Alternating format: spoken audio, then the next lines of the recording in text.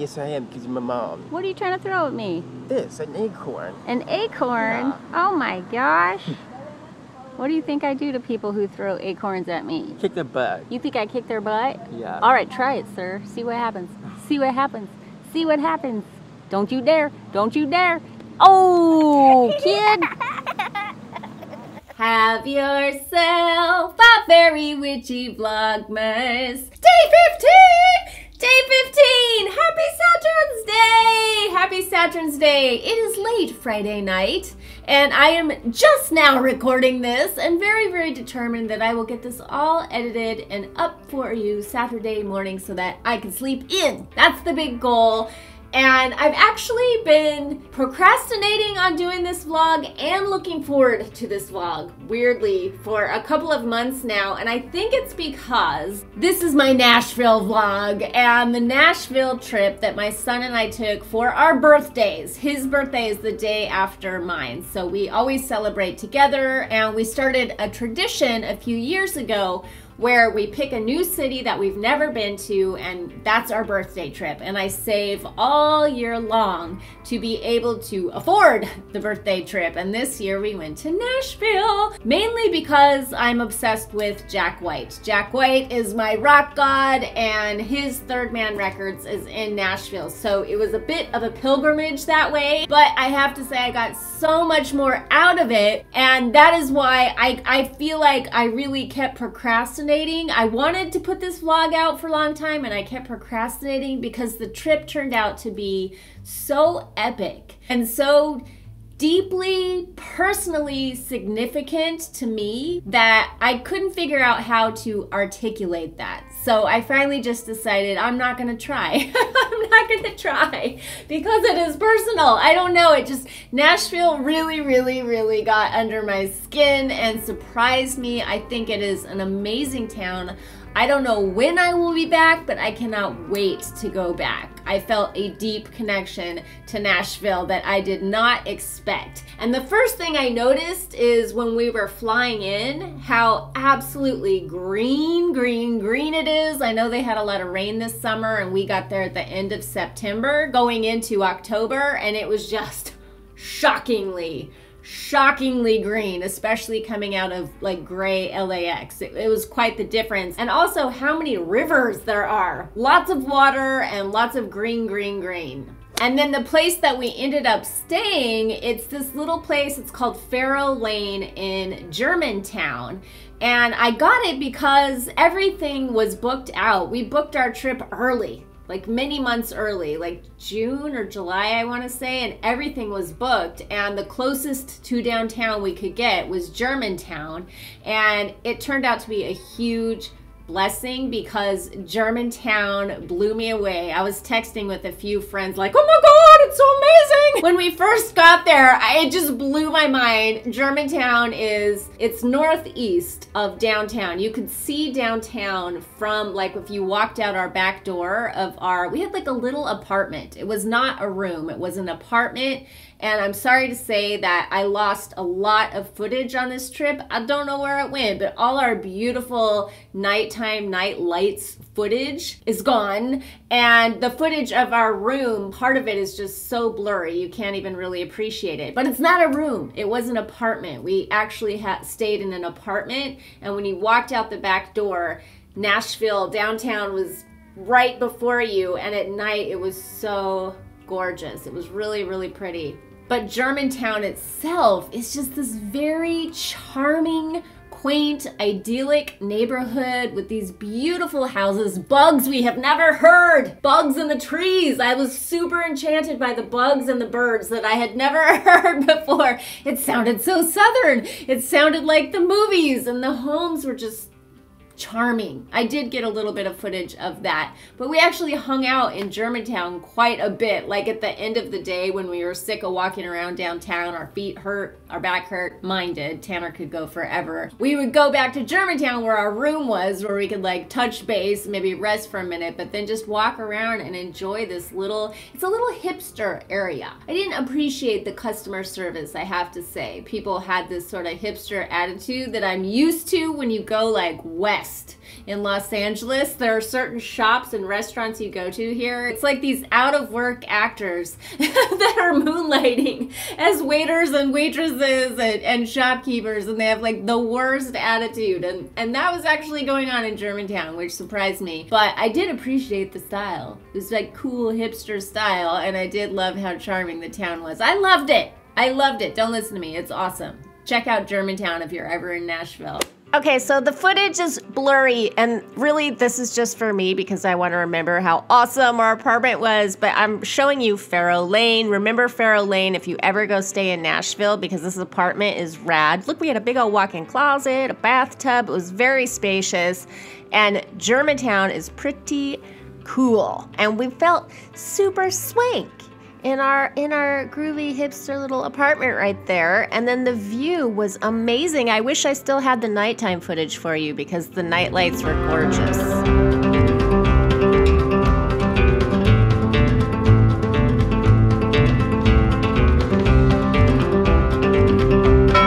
then the big reason that we went to Nashville in the first place, Third Man Records did not disappoint one bit. I was completely smitten. The thing with Third Man Records is twice a week, Friday and Saturday, they offer a tour each day. So 2 tours a week to tour like the behind the scenes, to get like the Willy Wonka tour of Third Man Records, which is Jack White's record label. They press vinyl records on the spot. They have a lot of amazing live concerts there in this blue room, and it's first come, first serve. The first 10 people get in.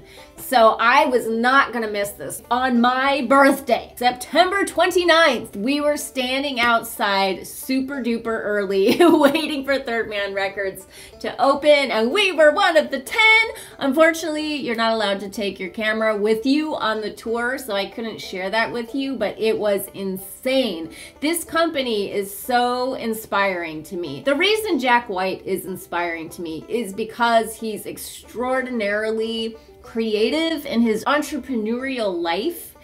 And I mean, I love his rock and roll. I fell in love with the White Stripes first, and then I've just followed him ever since. Black Math is my favorite song, if there are any White Stripes fans out there. But what really interested me beyond that initially was this obsession he had with the number 3 and working with it within the restraints of the number 3, and how forcing that kind of structure on himself, he believed like produced more creativity, and he gets like really into things like that. And then going on to form Third Man Records and applying like these really specific color schemes and interesting little rules. It's a very playful office. It's not a big staff. Everybody does every job. And we got to get an amazing behind the scenes tour. We saw Jack White's office, and when he's not on tour, he's there almost every single day. And we got lots of fun behind the scenes kind of stories involving Jack and different people that have come through. Willie Nelson wanted to have his birthday party there, but then he decided he didn't want to have it in the main room, so then they had to like scramble and set everything up in this other room. And he's really into just interesting, strange things. Like he likes to break Guinness Book of World Records. They sent a gold record up into outer space with Carl Sagan playing like a live record, just because that's just how Jack is. I really think of him as the Willy Wonka of the music industry. So he's a very inspiring person to me, and it was very, very special that we got to go there for my birthday. I did get quite a lot of footage of the novelty lounge, so I can show that to you, and something really special that my kid and I got to do as we have our own vinyl record. They have one of these old wooden recording booths from the 1940s. And so both Tanner and I squeezed into this booth, and we sang happy birthday to ourselves. And then Tanner chattered. I think you have 2 minutes and 20 seconds, not a lot of time. So we sang happy birthday, and then Tanner chattered about golf balls for a little bit, and then we got our own vinyl record that we can listen to us ourselves anytime we want. And then I bought this Willie Moon record. I actually just absolutely love this song. Bang Bang is awesome. I heard it for the first time in the Novelty Lounge. They have like this another like super old, I don't know if it's from the 30s or 40s, but this old booth you go into and you can listen to the vinyl record, and this is the one that I ended up listening to and loving, so I had to bring that home with me.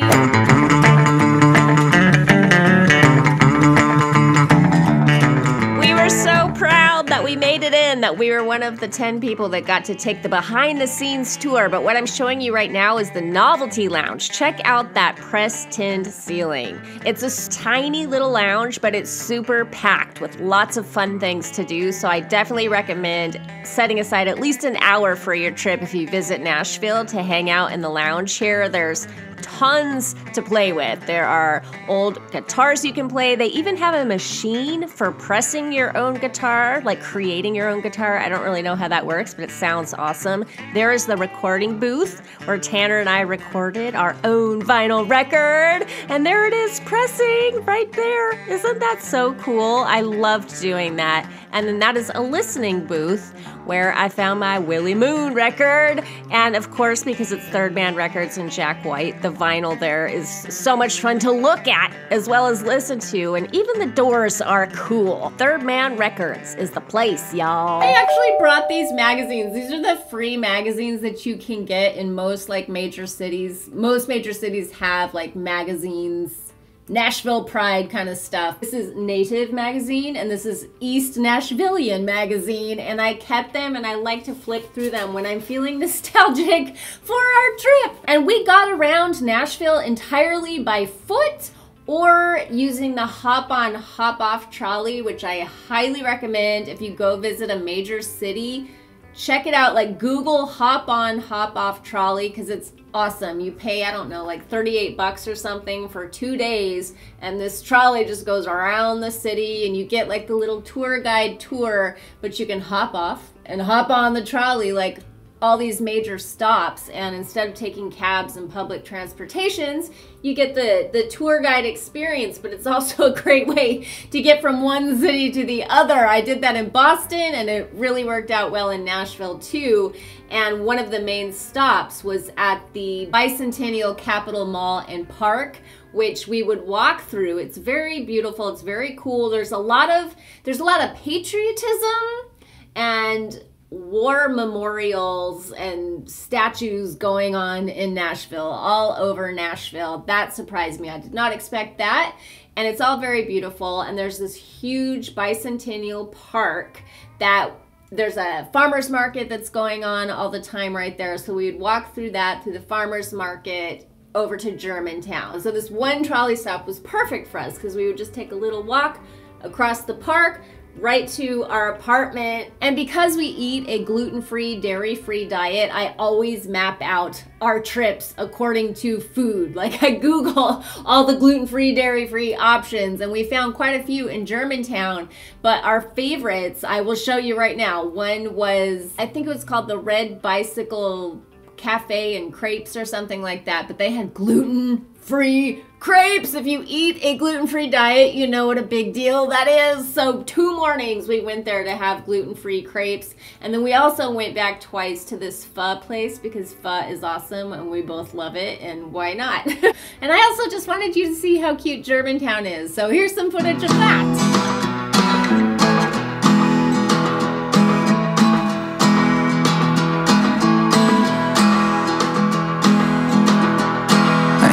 I'll get you flowers. And then, of course, it's so much about the food. Nobody eats a bowl of pho like Tanner eats a bowl of pho. I was cracking up filming this footage. He's very thorough, and I should have told you about the scooters because there are scooters everywhere. This is our Germantown neighborhood that we love so much, and the coffee and crepe shop that has gluten-free crepes. Look at the signage. Nashville is such an Instagrammable town. I wish I could find gluten-free crepes here. I would be all about it. This is the neighborhood I wanted to show you, but I felt weird filming people's homes because they were all sitting out on their porches.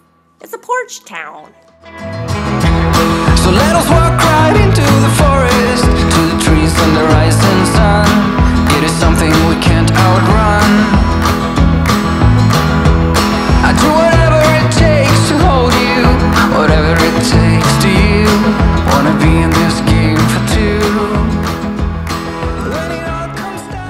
And of course, gluten-free cupcakes are a very important part of our trip because it's a birthday trip. You gotta have the gluten-free cupcakes. So I went to Nashville for Jack, but I also went for Athena! Athena is there. There is a giant statue of Athena in the reproduction of the Parthenon that is in Centennial Park, which was built on the 100th birthday of Nashville. And they created this giant Parthenon for the World Fair was held there that year.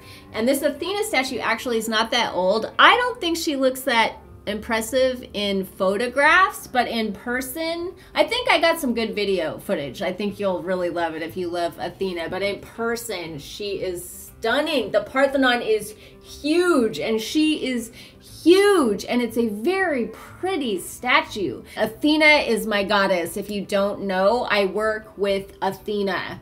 Athena is a really important archetype that led me to the queen, and it was on this trip that I got this necklace from Island Cowgirl that says fearless woman, fearless woman. That was a theme for me at the second half of 2018. So I got this necklace at the stop. There's a trolley stop at this really popular brewery, and I just happened upon this necklace and I bought it for myself, and I kept it in the bag because I knew we were on our way to go see Athena, which was a really important part of this trip for me. So I christened my necklace and like dedicated it to Athena, and that was a really special part of our trip. And what else is cool that I didn't even think about until I got to Nashville is the Oprah-ness of it. Oprah is another, Jack White and Oprah are definitely a part of my pop pantheon for sure. So it was really, this trip was like 3 for the price of 1. I got Jack White, I got Oprah, and I got Athena. But we rode through Oprah's old neighborhood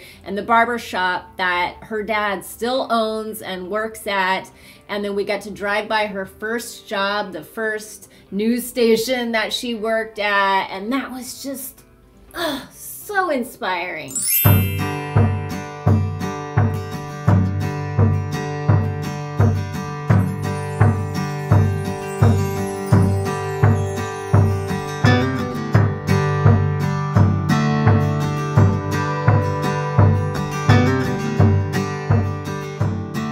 This is a really popular stop on the trolley ride. It is this old brewery. The old Jack Daniel's distillery is in there, so there's a lot of big, cool, heavy metal, funky parts to look at. This is actually where I got my Fearless Woman necklace. Tanner got some golf balls, and then we headed over to what you can see is a dazzling, beautiful park. This is Centennial Park. It is stunning.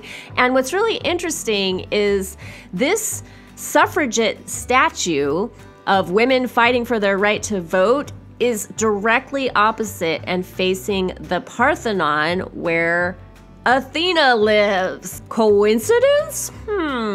I think not. I took that as a sign. It was a very girl powery moment for me. Athena is my girl. I love her so much. I get a lot of strength from working with this archetype, and Medusa is very much a part of that. So I was very pleased to see Medusa featured so prominently in this statue. And I filmed the big doors in relationship to the tiny people, so you can see how epically huge this all was. And then I did this little ritual with my Fearless Woman necklace. It was magical. You might also know that I have made some money in my day as a songwriter, and no, none of my songs are playing on the radio. Actually, well, no, none of my songs are playing on the radio. I was gonna say actually because they've played locally and things like that, but nothing famous, but I have made some good money as a songwriter, and it's something that I love to do. It was never a dream of mine, but it was something that I always had a knack for. So another part of the trip that really blew my mind is when, and I took this trolley ride twice, I loved it so much, is when we drove through Music Row, which is all these famous recording studios in a row.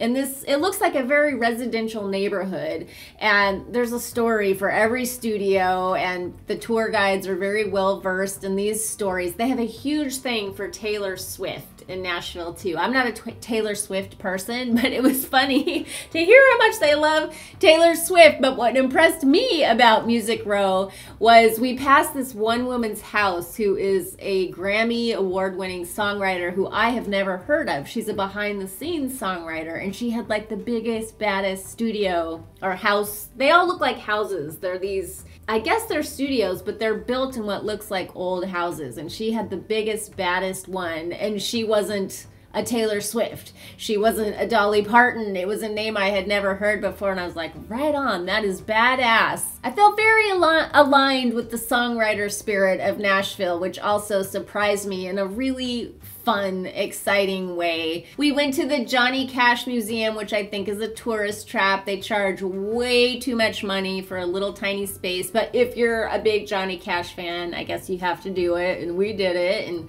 I loved it, and Tanner was bored out of his mind. And then we went to the Country Music Hall of Fame, which was also surprisingly entertaining because I'm not a country music person, but I actually really enjoyed it. Shel Silverstein is a really important influence in my life. He is one of the first writers that influenced me to start writing. I actually performed some of his little sing-songy poems when I was a kid. Like anytime we got to memorize something to perform before the class, I would pick Shel Silverstein, and that is when I really fell in love with like this sing-songy, very childlike rhyming way of writing. And he was also a really prolific songwriter and a major part of the Nashville history. So he had a little piece in the Country Music Hall of Fame, which surprised and delighted me. And then Bakersfield, my hometown, was featured there too. And we had so much shame in my kids and our family, myself, my sister, and my cousins. We were so embarrassed of the Country Music Association when we were kids. I don't really know what that's about, but like Bakersfield is like a little Nashville in a way.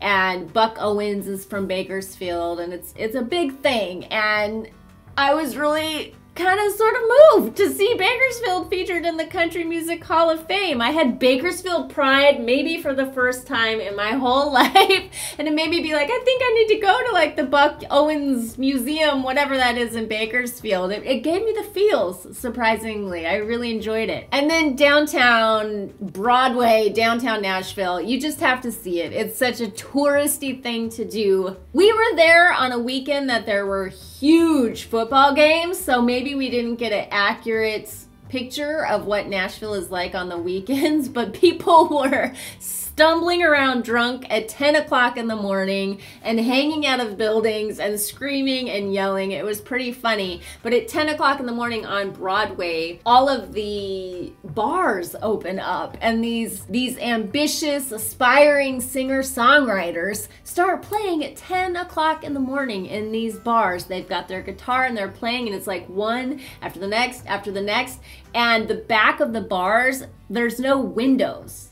So you can actually hear and see the musicians playing, and at 10 o'clock in the morning, a lot of the bars are empty. So they're just playing their hearts out to an empty room. It's really interesting and fun. So we did that, and then we went boot shopping, because also on Broadway, there are all these boot boutiques, the Boot Barn, and I thought I was gonna buy a pair of cowboy boots. I was really on the fence about it. I was really loving them, but I just kept thinking about my real life and what I actually wear in real life, and I just couldn't picture it, so I ultimately left the store with no boots. But I was very tempted to the point where even when I got home, I looked them up online because I had like unbuyer's remorse, like when you don't buy something you're like, maybe I should have bought the boots.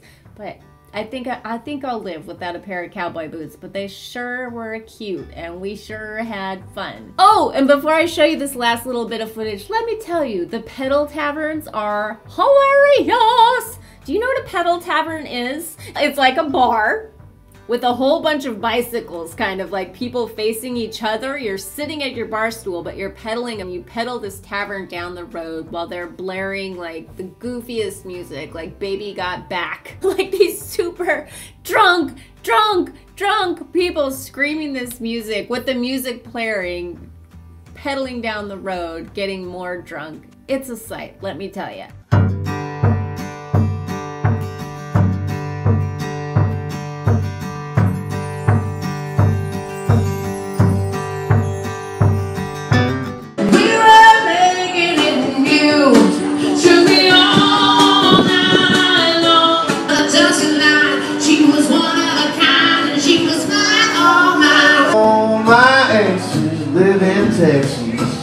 Right now, she's probably up singing some white trash fiction of Shania Twain. Work twice as hard and stay just as late.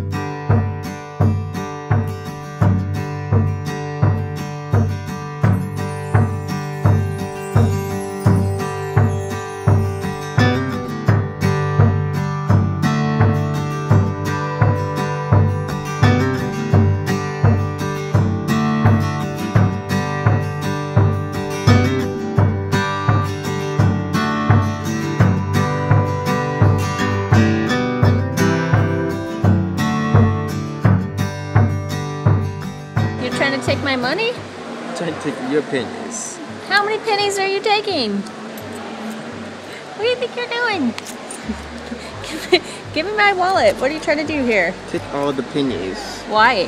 What are you going to do with them? Just make a wish. What are you going to wish for? That my favorite weather is going to come because it's cloudy out there. What's your favorite weather? Windy. We're going to wish for wind? Mm-hmm. Okay. How do you make the wish special? What are you going to do? That I wish that that it's going to get windy and call my house. Okay. Want to do it again? You think just dropping them like that is enough to get your wish? You need to put it in like that? You think that works better?